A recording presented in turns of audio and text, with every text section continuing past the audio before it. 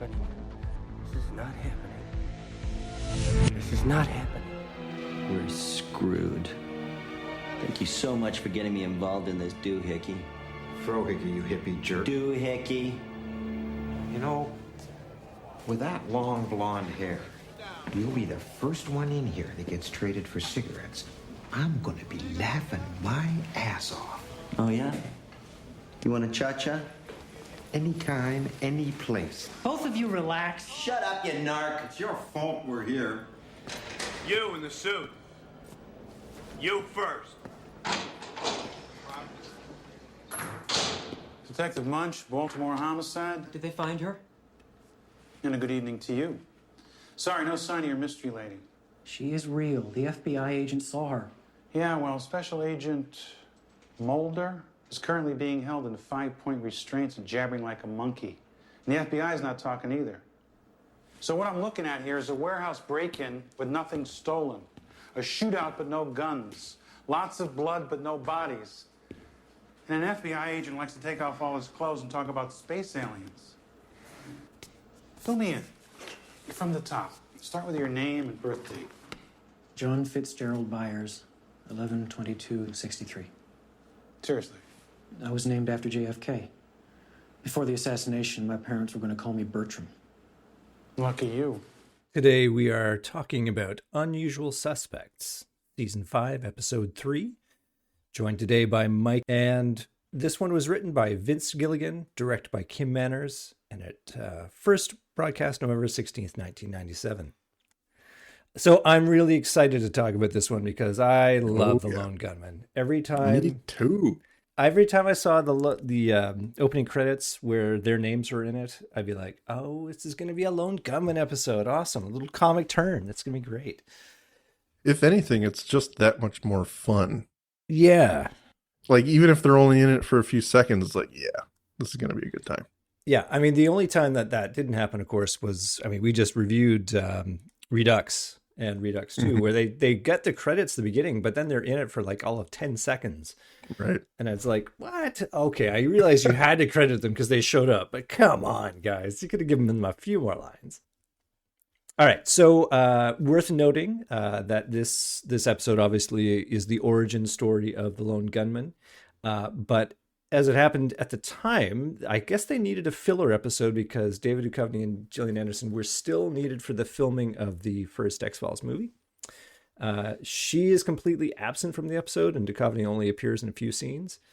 So interesting that they must have had a brainstorming session where they said, okay, we're in a bit of a pickle. We got too much X-Files on the go. The schedule of the movie kind of threw things into a little bit of a shitstorm at times. You know, they each get their episodes where they're not fully there, or one is and the other isn't. Vince Gilligan, obviously master craftsman of writing. He penned this one, like you said, and man, he really does the Lone Gunmen justice here. I love how they don't like each other. Like they're not the best friends. Man, I believe every second of this. Yeah. It's, you know, wonderful chemistry. I mean, anti-chemistry, if you will. Like, they really do not look like they should be getting along. They are in so many ways just opposites. Maybe not so much between Frohickey and Langley, but I mean, they don't get along because they're not opposite. They are very similar to each other and very much competing with each other. Exactly. But I think it's interesting also that they filmed this before the cliffhanger off season 4 into season 5. And I'm wondering if they saw that there were going to be some production issues. Maybe the movie was already ballooning out of control and they were like, we're going to need to have an episode, maybe even in their back pocket in case they don't get David Duchovny and Gillian Anderson, or maybe they knew it was going to happen. So they're like, all right, let's just build something that we can use and we'll just throw it into the season. And interesting, I think, to choose to focus on the Lone Gunmen. Like, they could have done a Mr. X episode like they did with Cancer Man. But instead they went for this one. I'm glad they did. Well, and I think that's very much like a nod to the fans who have always stuck behind the Lone Gunmen and have always been so interested in them. And like we just expressed at the beginning of this, happy to see them think they knew that and they did right by us. And of course, they do get their spin-off series, which premieres 4 years later, March 2001. So I wonder if this was almost a trial balloon to sort of go, I wonder what the fan response would be on this one. You know, do they... And to be honest, you don't feel like I'm not sitting here going, where's Mulder and Scully? No, exactly. And that's the key thing. And these guys carry the episode, and I love it. Yeah, this is the first time they've done this since Gillian Anderson went off and had a baby. You know, they really haven't gone back to the well with, you know, an episode or two where they don't have their leads, or at least one of them, for a long time. So anyway, is there anything, what are your opening thoughts on the flow of this episode before we dive into the breakdown? Well, for me personally, I think that, you know, they give that big text 1989 at the beginning. Yeah. So we immediately know this is before the X-Files. So there's not much to put together there, but the flow of it, getting to know who each lone gunman were, yeah, and see them come together. I'm just completely keyed in on them, and it just makes for a very interesting and different X-Files episode. Yeah, I personally, I like the construction of the episode. It's kind of not a mythology episode, and it kind of is. I mean, it introduces us to an early Mr. X as well. Which was such a cool cameo. Yeah. And so cool. It's kind of a monster of the week in that there's a sort of ambiguous threat that needs to be stopped, but it also kind of isn't. I mean, it's kind of a third style of episode, because they often, you know, people who watch this episode seriously talk about episodes in terms of it's either a monster of the week episode or it's a mythology episode. So this episode and the cigarette smoking man backstory episode, those are both episodes that kind of defy that model, because they are kind of origin stories or background or just padding out the characters in an interesting way. Yeah, if you think about it, you know, this is before the X-Files and before Mulder's on the X-Files, at least. Yeah. So what could they do that would still be interesting to us? Well, the government into some shady shit. Oh, yeah. You know, so using the public. Yeah. So that's very much in the X-Files wheelhouse. So it was very easy to see that kind of thing. Yes. Well, and I think Vince Gilligan is kind of channeling Chris Carter through Suzanne Medeski, because at the end she is totally coming off as a conspiracy theorist. You know, it's like, you can't be paranoid enough. They're always listening to you. The government programs this, and I'm like, that sounds familiar. I mean, different voice, but interesting. Yeah, exactly. All right, so let's dive into it. We get to open with a classic trope, the old SWAT team moving into position. And got to give them credit. They've come a long way since, I'm thinking of, you know, Deep Throat. It was Deep Throat. Yeah, exactly. With our weird SWAT dudes with their ball caps. Now they got helmets and proper guns. Speaking of SWAT, the lieutenant is Chris Nelson Norris, who also appears in Home as one of the peacocks. Of course he does. Edmund, I believe. But he had some weird makeup in that one, I think. In this one, yeah, you could not tell. Yeah. Well, that's your superpower, Mike, is identifying these one-offs. I love it. So, we have a nice scummy part of town on an open door. And I like that we don't even know what the crime is. And we just know that it's a bad situation. And they do a pretty efficient job of getting us to a point where we know suspect is still on the premises. Danger is inside that door. And I like that we're diving into an action scene. It's, you know, always start with a bit of adrenaline, a bit of pumping. And it moves pretty well that way, I think. Mark Snow does a pretty good job here. He's letting us know with the tones and the instruments he's using that it's a little bit serious, but not really. Like there's that air of just kind of just teetering on the border of drama and lightheartedness. I wanted to talk about this later because there's a few parts which I think are a bit more evident. There's some serious nodding to the movie The Usual Suspects. And I think the music is a part of it. Like I watched the movie in prep for this just to sort of see how much inspiration did they draw from this. And the music is definitely, it's not the same, but there's a cadence to some of the rhythm, which is like the tit of the drums, which are very similar between the two pieces. I'll have to go back and watch it. It's been a while. Okay, well, let's pause doing the recording, and we'll come back. It'll be seamless for the listener. Okay, and we're back. No, I'm just kidding. So we have the SWAT guys searching the warehouse, and they find a pool of blood. They keep looking, and then eventually hear a moaning coming from under the cardboard. And I like that our immediate thought is, oh, blood. This must be where the wounded guy is. You know, whoever somebody got shot, he's under this section of cardboard. And then the bait and switch of, nope, it's a naked man mumbling, they're here. It's a pretty nice surprise. And then, of course, later, the bigger surprise is it's Mulder. Right before the credits. It's Mulder. Yeah, and shouting, they're here in the distance. But they also find the Lone Gunmen, which is, or at least before they got their famous moniker, they find Frohickey, Byers, and Langley. And then we get to cut to credits. Does a good job of setting up the episode, that's for sure. Well, it's marvelous, isn't it? Because it's like right into it, you know, they're in trouble, and that we know these characters. We know they're not capable of anything nefarious. They're clearly fish out of water in this scene because they look like dorks.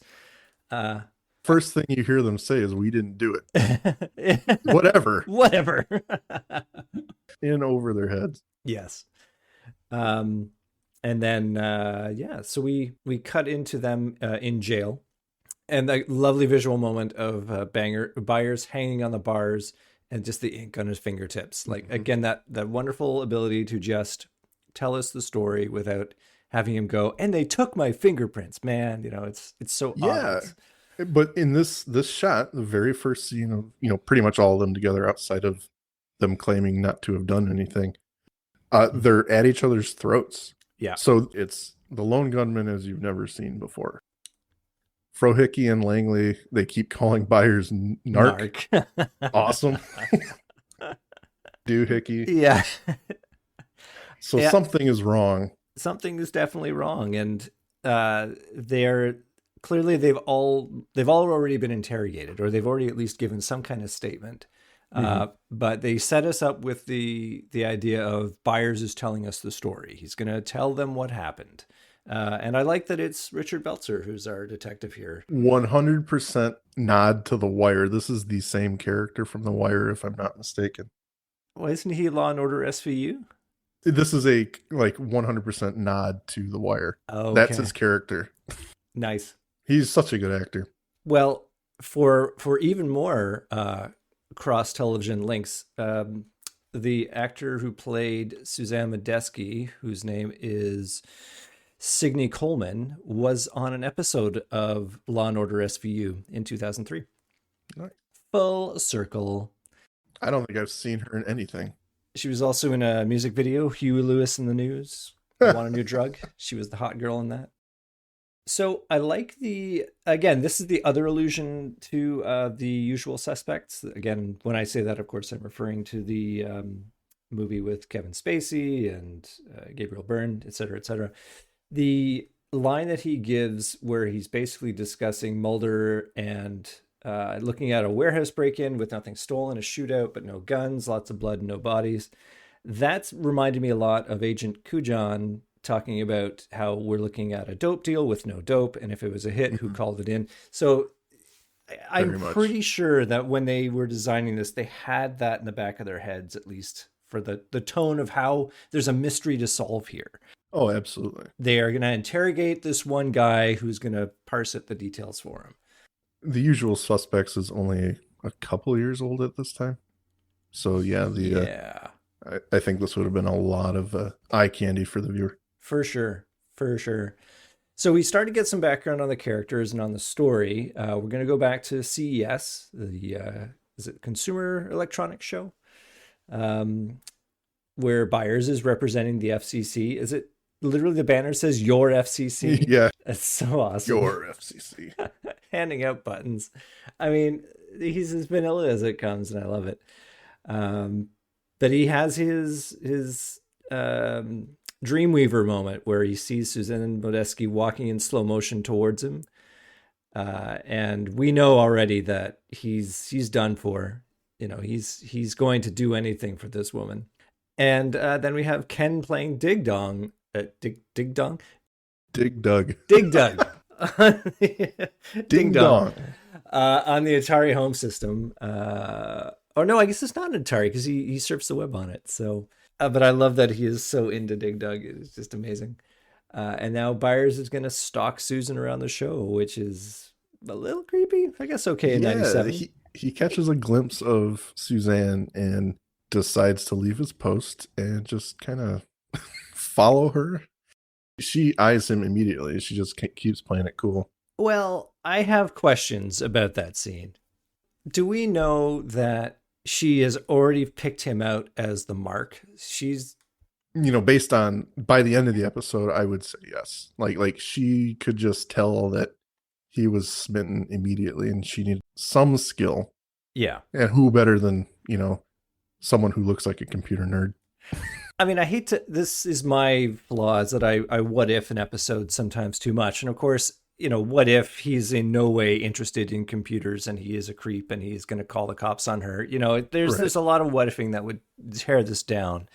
But obviously it works out super well for her because she is going to also meet our other protagonists. She's going to meet Frohickey and Langley as they discuss their illegal free cable adapters. And again, I love that they established that these guys are not friends. They're, in fact, quite opposite. They are competitors. They trade barbs. And they keep on referring to Byers as an arc. We get to get a first and only glimpse into Melvin Frohickey's Frohickey Electric Core, or Electronics Core. And it's just an orange lightning bolt with his face in the middle of it. That's branding. Well, I think it survives the test of time, really, doesn't it?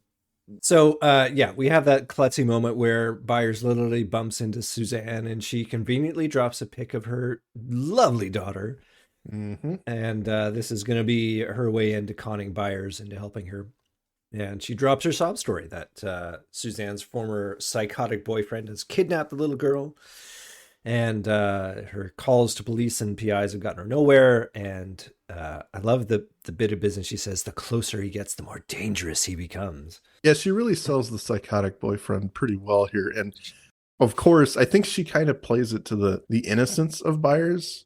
She's good at marking out. people. Yeah, she's got him figured. And she just lays it out. She is in over her head.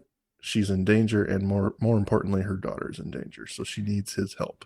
And I find it interesting that she doesn't take Frohickey or Langley into consideration as possible avenues to get what she needs. She discards them. Like, Frohickey does his pitch. It could possibly be the predatory "Hello, pretty lady." Yeah, you're right. I'll buy that. You are not who I want. And similarly with Langley, that's never going to go anywhere. But I like to think that maybe she has figured out in advance exactly who Byers is, mm-hmm. and exactly how she is going to get what she needs out of him. And that is to lure him into following, lure him into a situation where she can just immediately drop the picture. And well, I don't know. I mean, how would she know that he would be smitten with her? I don't know. And to answer your earlier question, do you think she pegged him immediately? When she did that turnaround, if he wasn't following her, yes. she would move on, Yes, good point. So I think maybe that was her key to keep going. I like it. Yeah, it works for me. So she needs to get this ARPANET / Wit Corpse or whatever note. She innocently suggests that is the clue that she has that might get her closer to her daughter. Obviously, she knows it full well that this is where she can access a document to be downloaded and then decrypted. Mm-hmm. But it is an opportunity for Byers to show how smart and computer savvy he is. Thinking with his head. Yeah. Smart guys always finish the first. Other one. Yeah. But yeah, she gets him to break into the defense mainframe.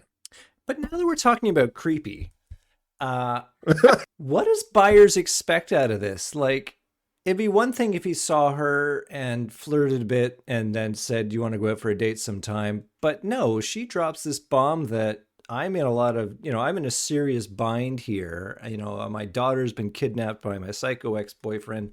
I need your help. And he's still kind of thinking with, his head, the other one, I can see in Byers' character, at least in this episode, we don't really get another glimpse like this until season 6 on another Lone Gunmen centric episode. But I think they wanted him to be the helpless romantic where he would come off as a hero.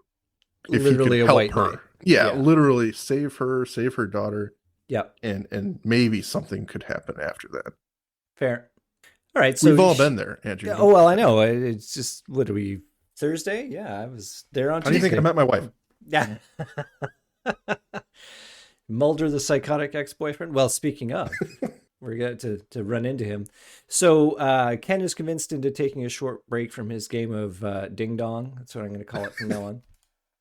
And Byers surfs the web. He discovers it's a Department of Defense secure website, and he's not going to hack into it for her. But she plays that game of, oh, well, thank you, and I'm just going to leave. And that's enough for him to relent and hacks in because he knows a couple things about VFS version 5. He starts laying down some nerd jargon. And I think she knows she's got the mother lode. She knows she's going to get it.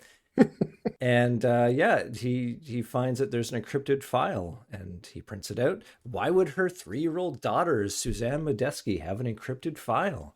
How weird. But she's going to avoid all that by getting him to hide with her in a little, little curtained area because her ex-boyfriend is right there and we see it's Mulder. Yeah, and that was a fun little reveal for the audience right before a commercial.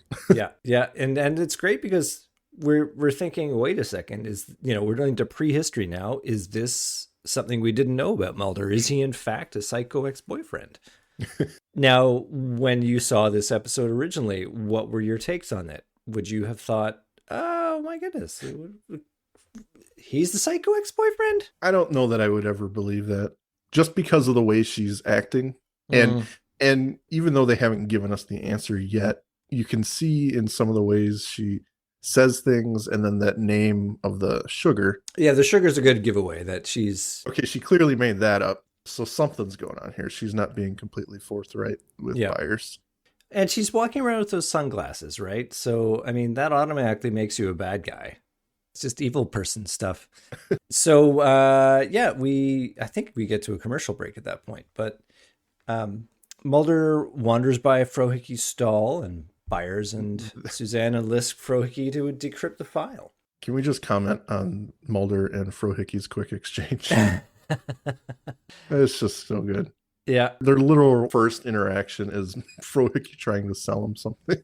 You look like a gentleman who'd appreciate 33 channels of crystal clear television. Oh, thanks, handsome. Ah, a man of distinction, punk ass. It was at this point we enlisted the help of one Melvin Frohicke, computer hacker. Well, hello, pretty lady. But Frohicke, I like that he raises an excellent point here. He's like, we don't have to decrypt this file. You got a problem with the boyfriend? Let's go rough up the boyfriend. Or there's, and this is great. Again, I really credit the X-Files for breaking the what if game from the viewer, because a person like me is, I will bend to the will of the plot. If the plot tells me we have to decrypt this file in order to figure out the next step of the plot, that's the way it's going to be. But in the back of my head, I would agree. It's like, well, yeah, you could just follow this guy. Clearly the daughter is being stashed somewhere. So why do we need to do this illegal thing of decrypting the file when surely we could just follow him and, or any number of things, right? Like, he's the bad guy. Why do we have to do this thing? Just look at his interaction with Mulder. We get to see the bluntness of Frohicke that we have already come to see over the last 4 years. So I believe that Vince Gilligan is just taking this opportunity to really capture who these characters are. Yeah. And he just delivers it so well in this episode that I believe Frohicke would be like, yeah, let's grab the guy and beat the crap out of him. That's just who he is. Well, it is wonderful because they are such cowards at heart. Like later on, we'll see just how they are not going to do any kind of physical confrontation. But it's the bravado of it, right? He's got to stand up and say, "Oh no, we'll beat the crap out of him, and we'll figure out where your daughter is." He's obviously saying that so that he can look good in front of Suzanne. So yeah, they're gonna track down Mulder, but of course he's slyer than they are, and he tracks them down and pulls out his vintage 1989 cell phone. I do want to point out that right before this scene, he's kind of half scoping out the booth of alien invaders. They're here. Yeah, that saying that he was saying in the beginning. Yeah, so that's where that came from. It's definitely a nice little setup. Well, it's some kind of device, isn't it? To like aliens are here panic button or something. Yeah, pretty much. Something that could probably be in a Darren Morgan episode. Yes, this does have that feel to it, that campiness too. Mm-hmm. Everyone's a little bit goofy in some way or another. I mean, obviously some super serious moments, but very much camp at times. Yeah, and we get a real, not so much camp, but Mulder's little youthful haircut in this episode. What is going on? Oh God, he's a flock of seagulls happening there. It's good. He's got Lego hair, man. And of course, at this point, since we, the viewer, know who Mulder is, and he tells them that he's FBI, he's looking for Suzanne Rodesky, that he flashes the picture. Now we know that something dangerous is afoot, that Suzanne is not who she says she is, and that they are maybe over their head. But they don't blow the whistle on her right away. They maybe have a shred of Byers certainly has more than a shred of belief that there's clearly something else at play here. So they're going to go back and basically figure out what's going on from her, just in time to see our friend Ken being taken away by MPs for clearly playing video games on government time. I do want to comment on that because, again, Byers is coming to be this down-to-earth, can't lie bone in his body. I got to turn myself in. I did something wrong. Yeah. This is who Byers is. He's completely sweet. He's a do-gooder when it's in the best interest of everyone. He just wants to do right by everyone. Well, he doesn't want Ken to take the fall for his crime. I mean, I think there's something that is a good quality in someone. Yeah. But Frohickey stops him. Well, that's pragmatic Frohickey telling him, no, it's you don't want to go down that path. But they figure out they need to know more, that there's a link to the FBI here, and they're going to need to hack into the FBI. And Frohickey is going to debase himself to enlist Langley. Best scene in the whole episode. Before this shot, I could have told you this is what Langley would be, just as a person.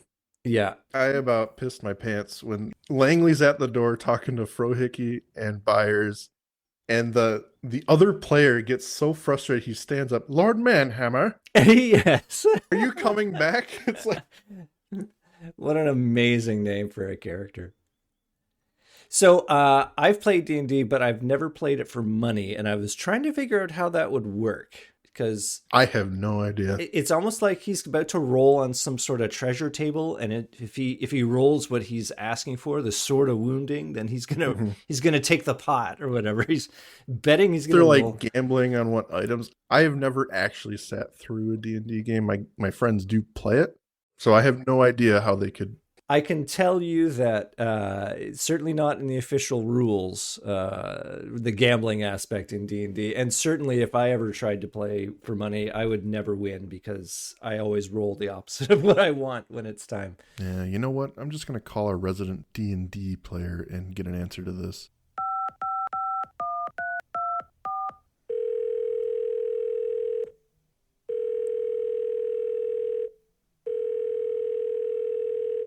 Hello?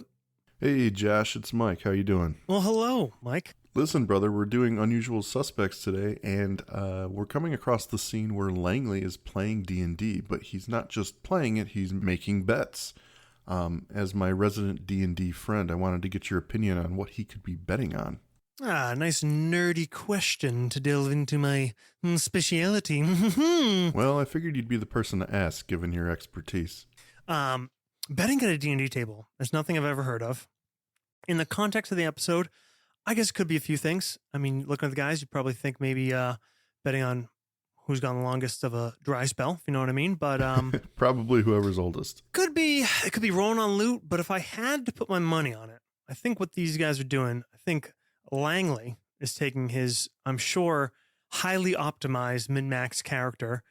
And if I had to guess, I think Langley's a ranger guy or maybe a rogue. And he's doing like a little mock player versus player combat, betting that his little nerd character is going to beat the other nerd character. $50. That's what I'm saying. How's that? Hey, man, I really appreciate it. That makes sense to me. Excellent. Well, I hope I could be of service, and looking forward to hearing the app, dude. Loving the show. Hey, thanks, man. Thanks for taking my call and helping us out with that lovely D&D question. You get back to your game. But it's pretty wonderful, the follow-on from that, when Langley needs Frohickey to admit that he needs him. Say it. Your kung fu is the best. Okay, ladies. Who's down for 50? $50. Anyone? $50. Oh, man. My diaper-wearing granny would bet 50. Come on. There's no game here. All right. 50. Elron the Druid bets 50. Cash only, Elron. I don't take no personal checks from the Bank of Middle-earth. Come on, natural 20. Daddy needs a new sword of wounding. What's the big idea of bringing the narc in here? Me and the narc have a proposition for you. What proposition? The coolest hack in the world. Lord Manhammer. Say it.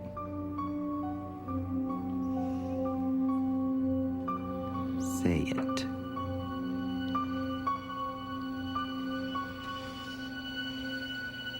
Your kung fu is the best. The piano sting after that? Yeah. Oh, yeah. Man. Gravitas of what he just did. Oh, yeah.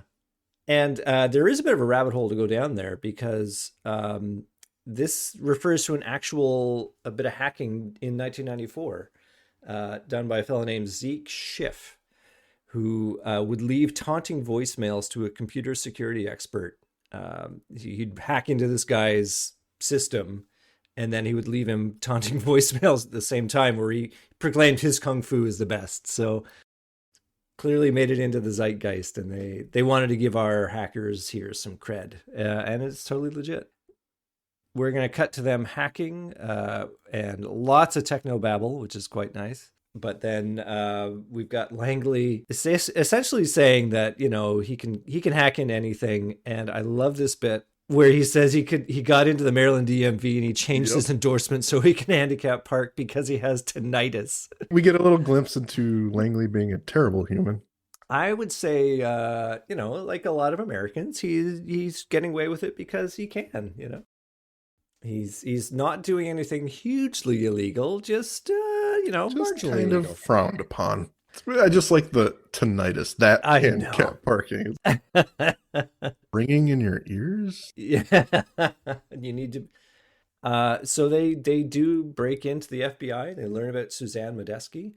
And from that report, she sounds like a very dangerous woman indeed. Yeah. They learn that Mulder's an FBI agent with lots of commendations. So definitely the world is turning, that maybe they've been put on by Suzanne and are very much over their heads. Yeah, and I think in this brief moment, they're starting to side with Mulder just a little bit more until there is motion at their door, and in comes Suzanne. Yeah, and again, that moment of abject cowardice where they back up as a, you know, trying to hide behind each other. Exactly. Yeah, they line up. They're all hiding. Yeah, but she's hot and she has sunglasses, so who knows what that could mean. So after the commercial, Suzanne breaks down the truth for them, that she's got a very high-end, dangerous job that she tried to quit, but she just can't quit this job and wants to tell the truth. She wants to expose the government's transgressions against its own people. She was part of a team which helped to develop the EH gas. I forget what EH stands for. Ergotamine histamine. Thank you. Yes, she did contrive a whole lie to get Byers' help, but she's got a nobler purpose in mind. And she lays out some pretty good conspiracy theories. I mean, clearly the writers want to paint her as a nut, and it doesn't hurt that the capper on this is the gun falling out of her handbag. Yeah. So it's like, sure, we believe you. Yeah.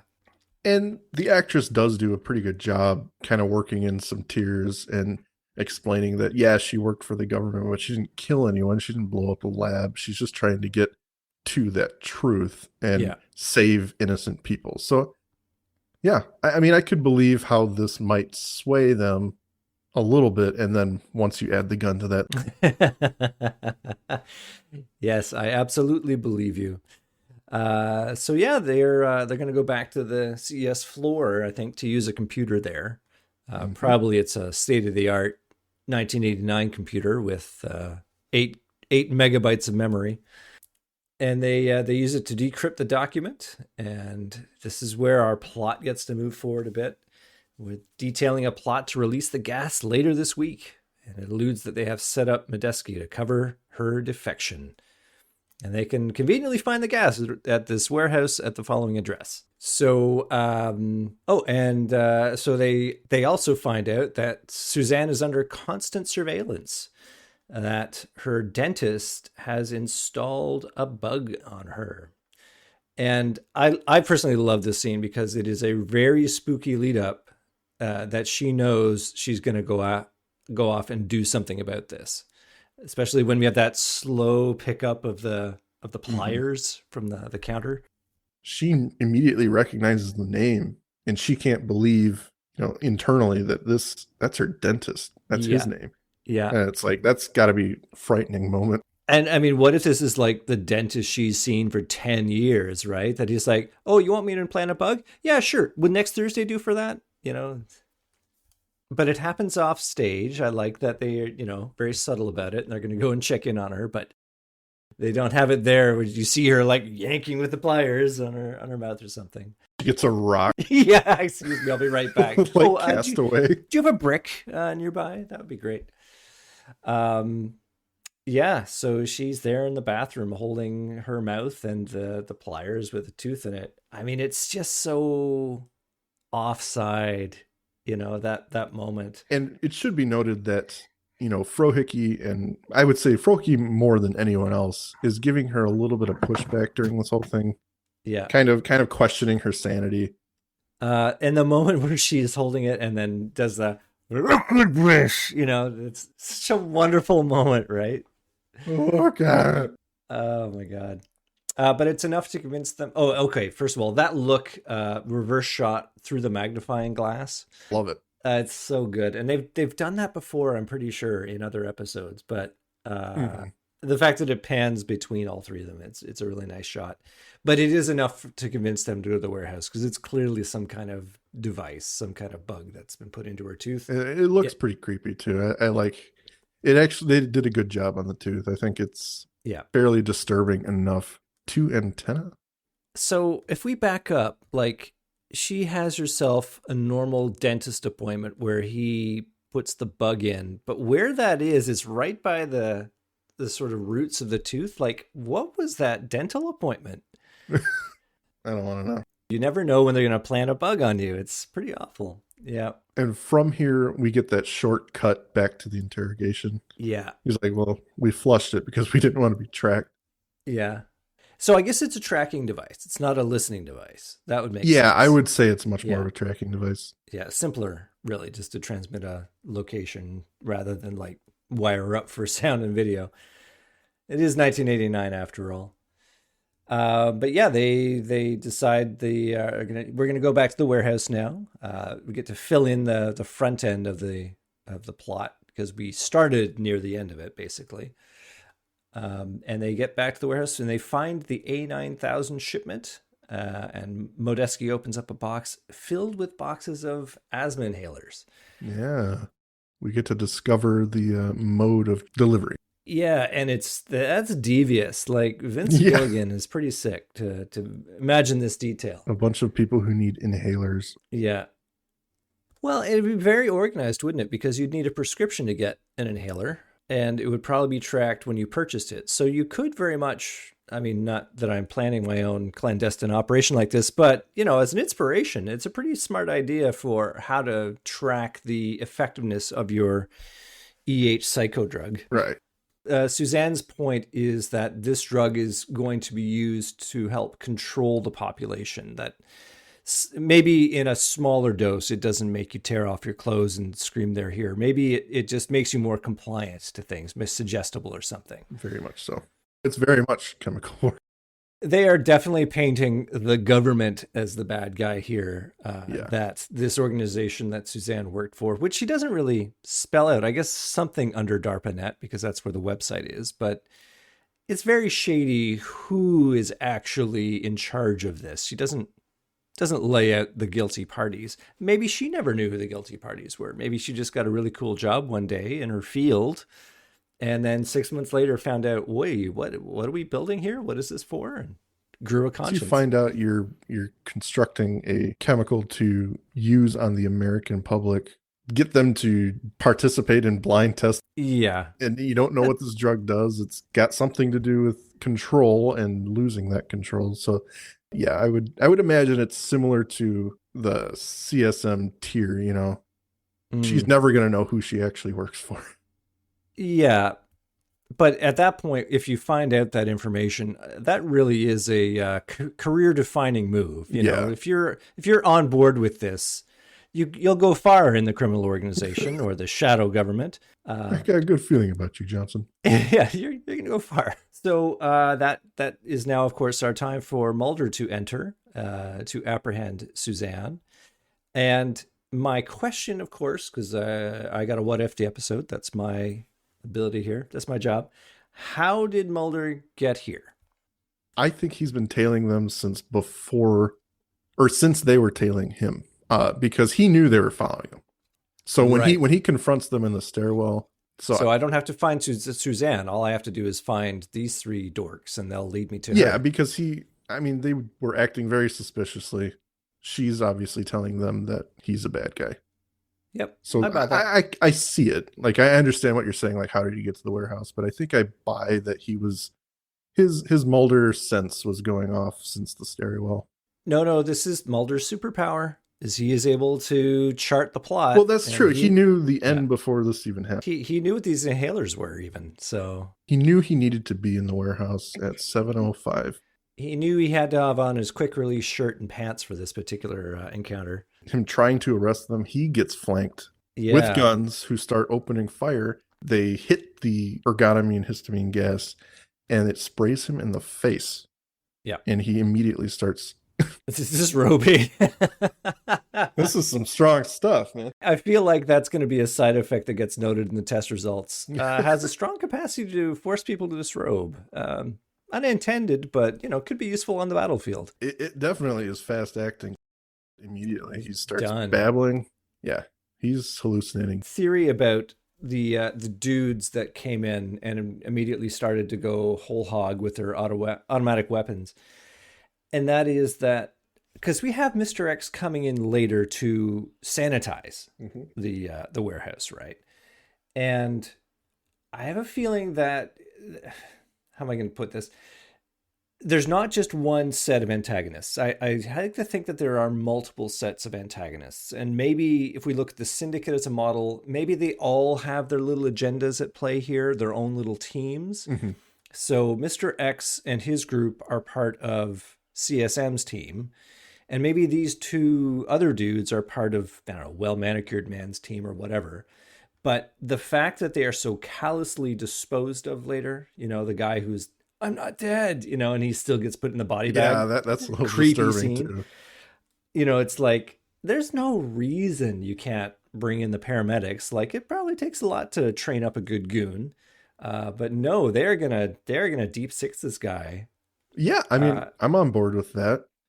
Everyone's disposable to these guys. So everyone outside of the Syndicate, if they're dying, they're dying we can't risk them talking to anyone. So that's just... Well, that's fair, except that with that same logic, why on earth is Mulder not expendable, much less the Lone Gunmen? Like, they are, nobody's easily dismissed. I think Mr. X is still working. He works directly under Deep Throat, if you remember. Right. Whatever word he used, got killed because of you.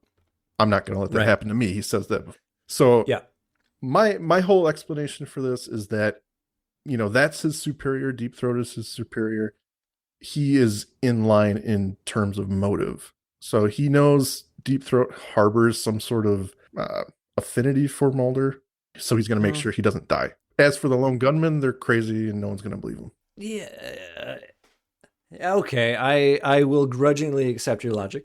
Well, I mean the sincerity with which Mr. X looks at Mulder and says, "No one touches this man." It's just, obviously it's alluding to the fact that he's got an important destiny to play. But I mean, I feel like in 1989, he hasn't even really started in on the X-Files. It's like 2 to 3 years before, I believe. I guess he must be read in on the Samantha Mulder abduction and the whole super plot and how Mulder figures into it and his importance to cigarette smoking man. I mean, that's the only reason I could think that he so reverently puts a line in the sand versus Mulder. All right, so anyway, they come back to that's all jumped ahead. I didn't even get to explain the rest of our action sequence, where we have the bad guys are going to come in and finish off Mulder, but Suzanne artfully shoots them in the back, and it looks like she's going to go over and maybe finish it off, but nope, she flees. Well, then she saves Mulder. She saves him and doesn't put a bullet in his head for his troubles. Yeah, which is she's clearly a good guy. Someone who's not who Mulder has been told she is. Right. Although he's gone at this point, he's. Then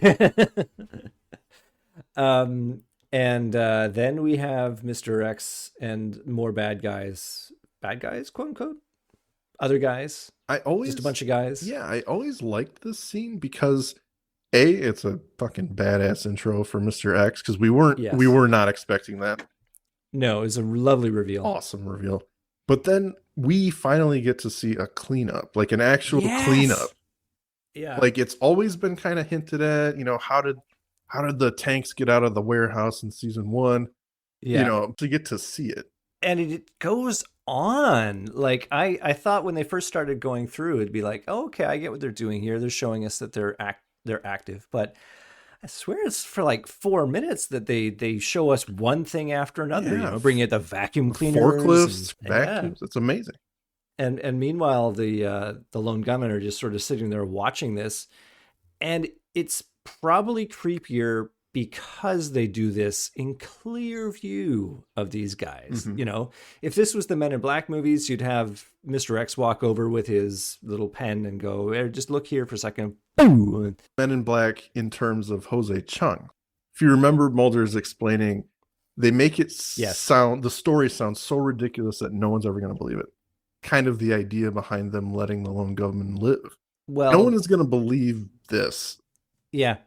Yeah, it's like there's no corroborating it. It's so outlandish that you'd be fools to actually relate it. But they do to Detective Munch, right? Right. So, and he doesn't believe it.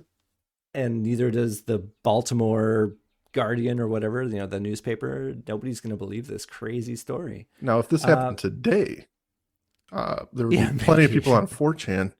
Yes, exactly. That scene of one of the bad guys who tried to kill Mulder being zipped up in the body bag while he's still alive. Yeah. That's one of the darkest things I think I've seen in the X-Files, other than, of course, it's another Mr. X moment. Yeah. Where he executes the guy off stage. Like he's there's, I forget what episode it is, where he puts a bullet.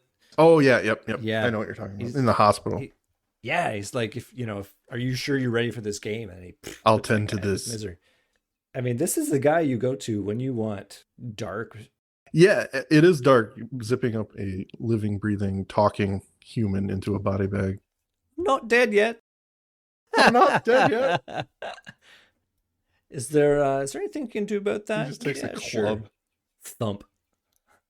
But yeah, that is definitely the Men in Black being very thorough, and it's a wonderful scene, which is capped only by Byers growing his backbone and challenging Mr. X and all of this. Like, what gives you the authority to do this? Yeah, Mr. X is literally walking away after he fake threatens him with a gun.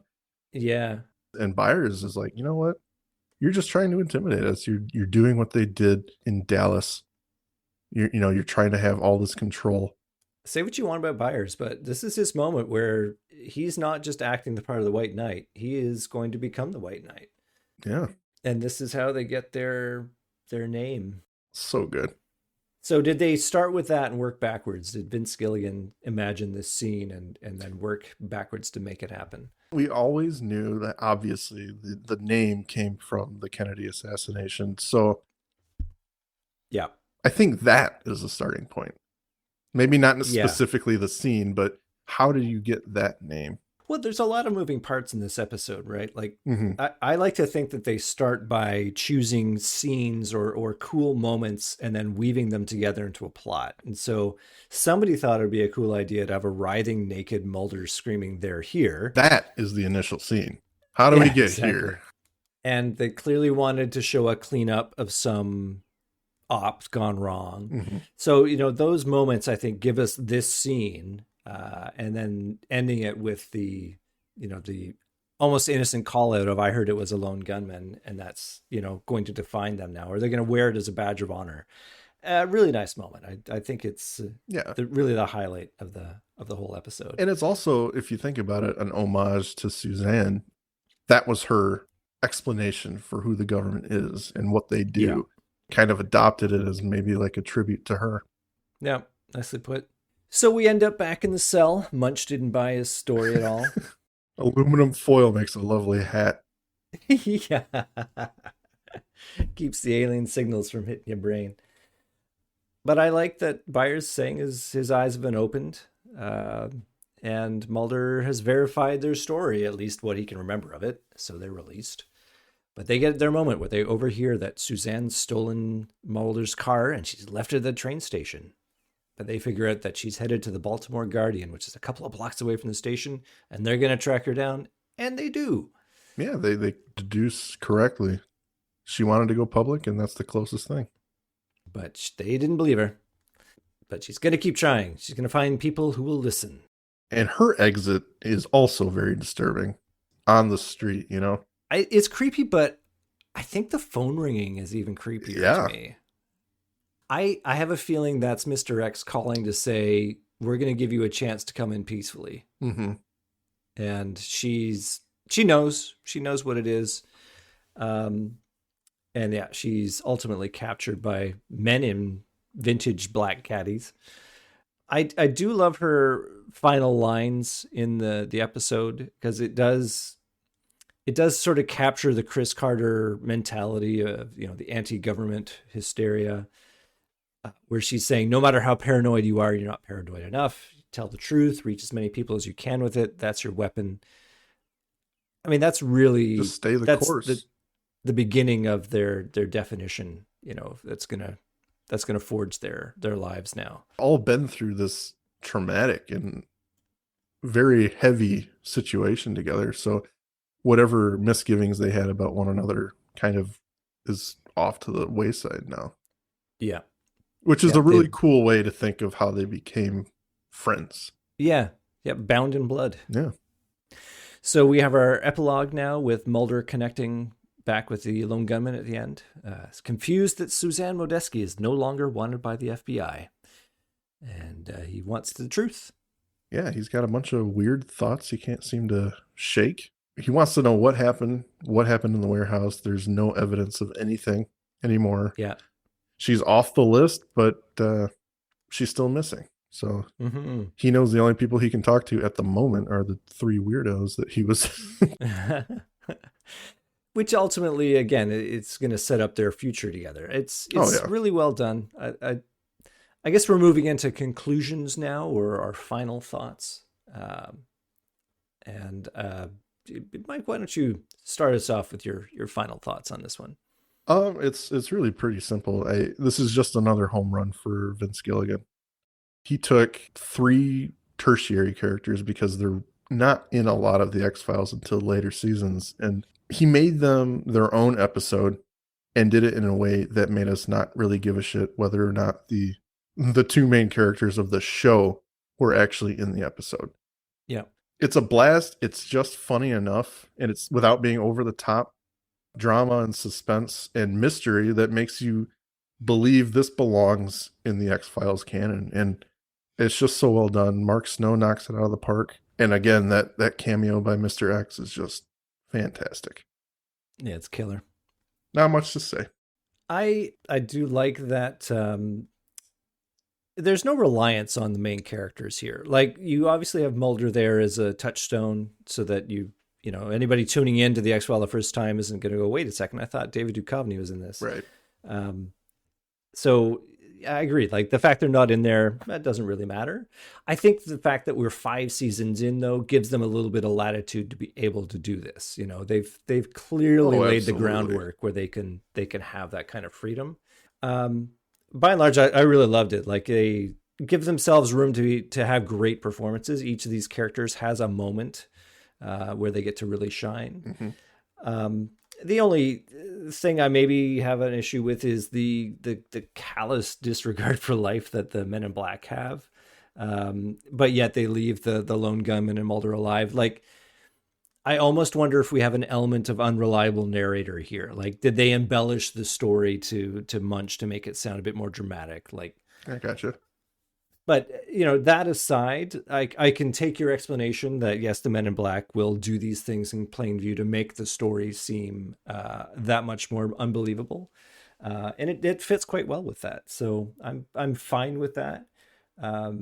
Which, again, is a credit that it defies what ifing, you know, and they can give you enough that you can even go, all right, I accept this flimsy explanation. And that they don't explain any of it, right? We don't see it fit into the greater mythology arc. It doesn't need to. You know, it's a single episode plot line which survives well, but we don't need to have explanations of who the shadowy men are and what their whole plot was.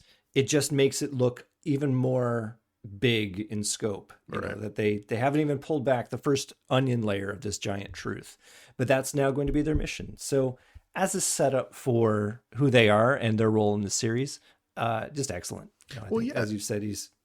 And it ends with them kind of coaching Mulder, which is exactly what their role is in the X-Files. When he needs help, he goes to them for some information, and that's basically what they're giving him at the end of this episode. Is they have become this unit, even, you know, unofficially at this point, of kind of educating Mulder on something.